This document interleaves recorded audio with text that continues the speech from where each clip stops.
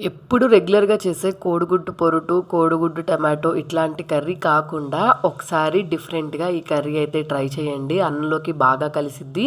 Taste కూడా బావుంటది. First నేనైతే ఎగ్స్ ఉడకబెట్టేసుకొని పక్కన పెట్టేసుకున్నాను. ఎగ్ ఉడికిన తర్వాత పీల్ చేసుకొని పక్కన పెట్టుకున్నాను. నెక్స్ట్ బాండి తీసుకొని అందులోకి ఆయిల్ వేసుకొని ఎగ్స్ వేసుకొని కొంచెం పసుపు అలాగే కొంచెం సాల్ట్ వేసుకొని ఫ్రై చేసుకొని అవి కూడా ఫ్రై అయిపోయిన తర్వాత పక్కన పెట్టేసుకున్నాను.